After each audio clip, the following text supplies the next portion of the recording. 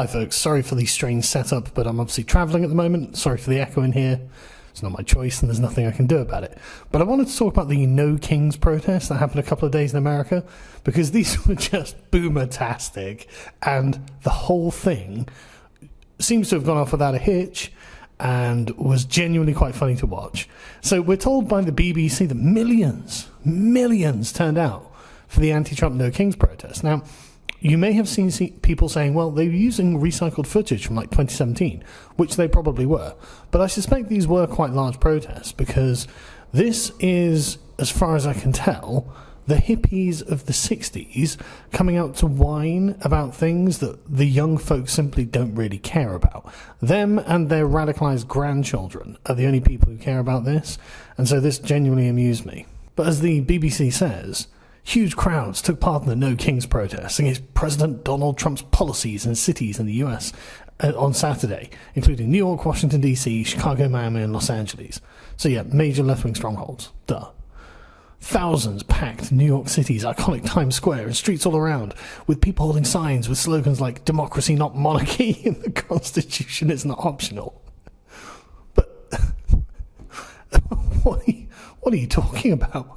Trump is constantly engaged in a legal back and forth with the judges in the United States who are contesting his abilities as weighed up by the Constitution. In fact, some might say it's becoming a bit of a problem because it is presenting legal challenges where there ought not to be legal challenges. And in fact, many of the things that they're complaining about, such as the overturning of Roe versus Wade, were not Trump's decision. They were the Supreme Court decision. A body that is outside of his power and constantly makes decisions against him, in fact. So this whole thing is just really, really funny, because nobody is saying that Trump is a king other than a very, very, very marginal fringe on the right. Because I don't know whether this is something that's self-evident from the name or something, but the Republican Party is not a party of monarchy, actually. And Donald Trump is just showing that you can be an effective right-wing or Republican executor and not a king. And this would be even more silly if Donald Trump was acting beyond his own democratic remit.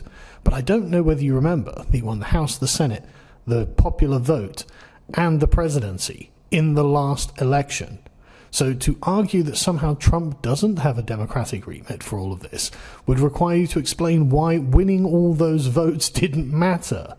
So anyway, let's return to the BBC article, because like I said, this is funny. This is just boomer delusion.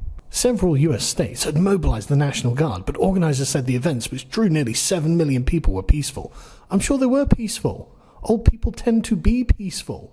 Old people tend not to be a violent demographic. And a bunch of old boomers standing around with their stupid signs saying "No Kings" or "We don't want this." Well, too bad. Everyone else voted for it. This is what you get.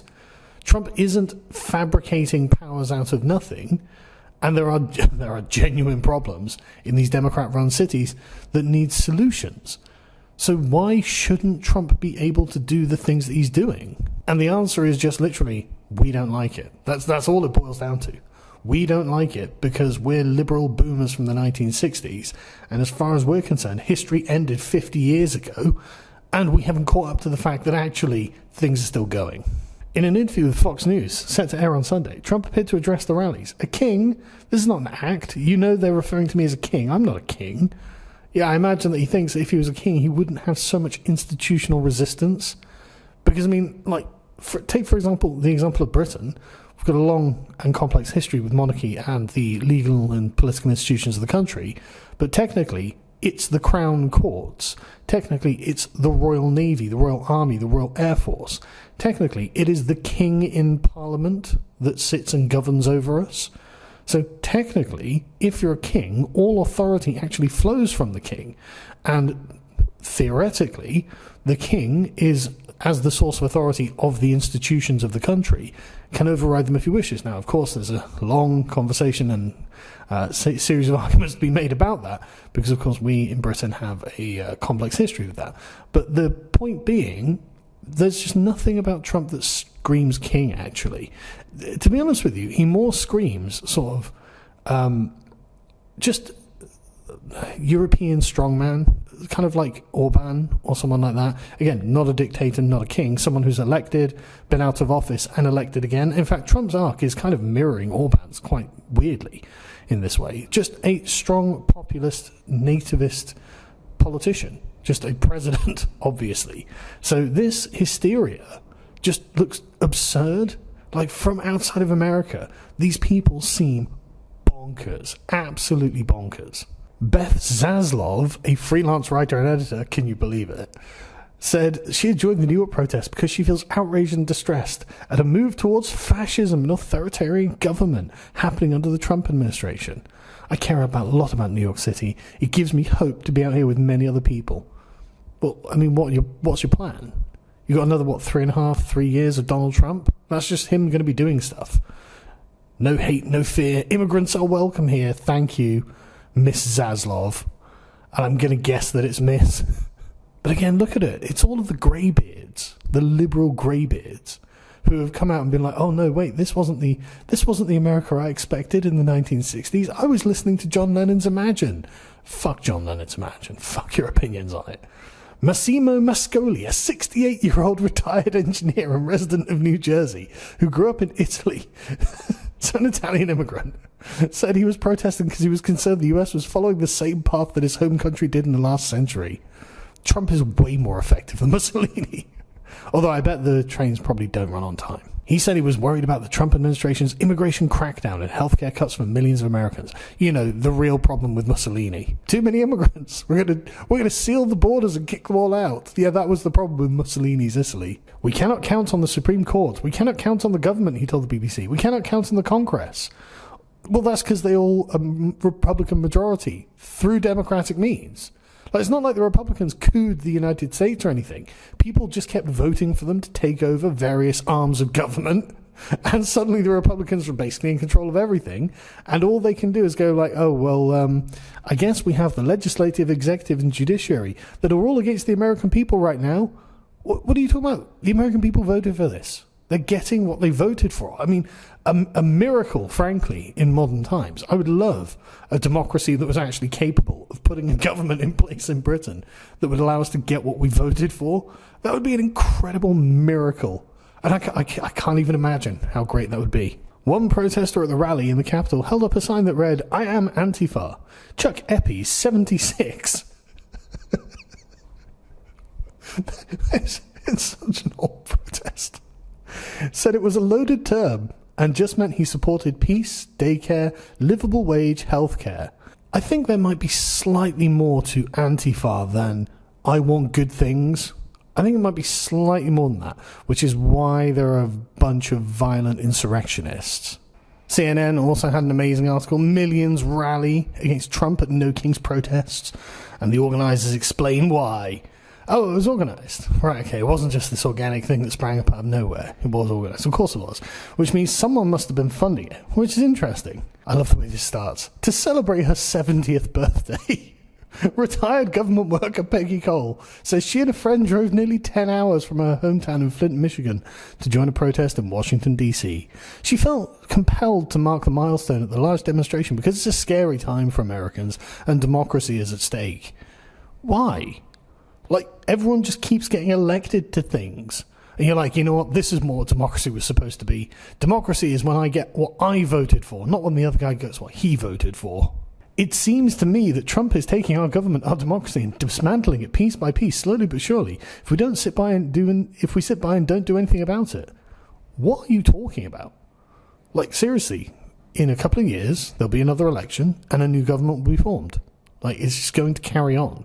Your local elections will carry on, your state elections will carry on, your elections for the police, the judges, whoever else you vote for. Americans do so much voting. That's all going to continue. I don't know what you're talking about. So CNN tell us that the Trump administration and GOP officials have painted anti-Trump protests as the work of violent left-wing radicals, but the organisation behind the No Kings events, the Indivisible Project, says it's committed to non-violent action. Should we look at who they are, folks?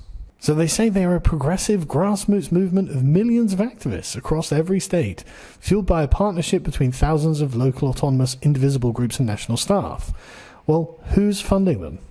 I bet it's going to be Act Blue, isn't it? I bet it's going to turn out to be Act Blue that's funding this. I bet a huge amount of Soros money has been poured into this, hasn't it? I don't have time to look it up, but I bet I'm right. Feel free to have a dig around, folks, because apparently Invisible Project, which is a 501c4, I believe that is a non-profit, means that you're going to be able to actually find who the funders of this are. It's going to be the Democrats. It's going to be that way. It's not a grassroots movement like they claim, obviously. One thing that gets me about this whole thing is that it's genuinely clownish. Like, they turn up in like frog costumes, lobster costumes, and other stupid like things with their silly signs. And it's like, look, there's an eagle one, there's a shark one.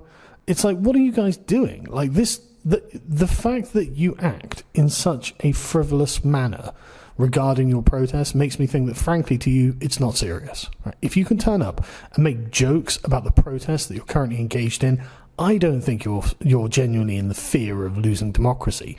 I think that this is just a boomer day out for them to have a good time and to go and go, yeah, aren't we good people? We resisted fascism. How? Well, I was wearing a fucking lobster costume like a brat.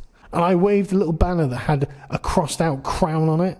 Because Donald Trump, famous for wearing crowns, you see. Obviously, a bunch of like woke lefty Hollywood types came out. Pedro Pascal, Katie Washington, and others attended, and they went and complained. They were like, defend democracy so people can keep electing people like Donald Trump, obviously. Nancy Pelosi came out and broke a crown because that's so brave. We're going to tear up the crown. How many decades has Nancy Pelosi been in office? For longer than most kings in history, right? Nancy Pelosi has been such a fixture, and she's wealthier than most kings in history were as well. And yet she's like, yep, see, no monarchy, I just got elected over and over and over and over and over by the most reliable constituency that, I'm going to be honest, does kind of resemble a sort of feudal fiefdom. But don't worry, technically votes were cast, and therefore I'm against kings. Anyway, you also had the sort of, like I said, the radical grandchildren fringe of Antifa weirdos who had things like Charlie Kirk had it coming, make assassinations great again, and all these other sort of like, we are happy that people have murdered Republicans, which, I mean, that's pro-democracy, bro. That's 100% democracy. Nothing screams democracy like shooting a presidential candidate on the campaign trail, does it? And the thing is about this being a boomer protest is that their grandchildren basically don't really agree with them on the nature of the American Constitution and American democracy. From a poll last year by the Cato Institute, when they looked at enthusiasm for the Constitution across demographic groups, obviously boomers, 65 plus and over, were 3/4 in favour of it, strongly favourable opinion. And then the Gen Xers at 68, and then the younger Gen Xers at 53. But then the millennials, 30, 44, only 41%. Had a strongly favourable opinion to the US Constitution. That's really weird, isn't it? That's a weird way of not replicating your own ideology from the boomers. Like, if you believe in this so strongly, why don't your grandchildren also believe in this? And the Zoomers themselves actually support writing a new constitution. Obviously, 25% of boomers support that, 27% of the old Gen Xers, 40% of the young Gen Xers, and 47% of the millennials. But 54% of Zoomers are like, yeah, no, fuck the Constitution, let's just write a new one that reflects our diversity as a people. Boomers, you are out. It's over for you. Your beloved democracy that you'll seek to protect so much, the Constitution, the Republic, all of those things that you're so concerned about, it genuinely is, as Rousseau put, the real Constitution is inscribed on the hearts of men. And when your generation goes, the younger generations will not have the fondness for the 20th century America that you have, that you had during your youth, and that will all disappear. Things will change. Because, I mean, obviously the boomers, again, 2/3 of them think that the American founding fathers were heroes. 34% were like heroes and villains, but 1% said villains. Same sort of numbers with the older Gen X. The younger Gen X, about 50-50 on heroes, or both heroes and villains. And then the millennials are like, no, more heroes and villains than heroes, with 5% just on villains. And the same sort of thing with the Gen Z. So it's not like the founding fathers and the love of them is even something that they have really taken heart. They're like, well, it's a bit of a mixed bag. And you'll remember that the radical fringe of that 5% who think they're just straight up villains will go out and tear down the statues of them, as they did during the 2020 Black Lives Matter riots. It's not like these people haven't been radicalized. And this really is a product of the sort of boomer liberalism. If you allow it to just keep going and going and going, where it's trying to encompass all of mankind, and it sees all of its own wrongs as primarily the problem rather than things that are outside of its remit, then, well, you get to that point, don't you? And finally, you may have seen this amazing post going around. I posted it myself. A huge thank you to all the No Kings protesters yesterday. I was very concerned a king was trying to take my place, but thanks to your tireless efforts, I am still your president. Great job all. Unfortunately, that's fake. Like I said, I posted it as well, and I'll take it down after this video, because I didn't realise. Because it sounded so much like something Donald Trump would say, and frankly, he should have said that. He should have tweeted that out. He should have been like, yeah, no, I'd hate to have a king, because I'm the guy in charge, aren't I? I don't want to be replaced. But yeah, no, that's a fake. But it does probably accurately represent what Trump actually thinks, which is another thing about the sort of fake posts of Trump that go around. Yeah, okay, he might not have said it, but if he was inclined to think about the subject, he probably would say that, wouldn't he? Like, if you were to ask him, that probably would be his opinion on it. Anyway, it's nice that the boomers got to have a day out of the nursing home, isn't it?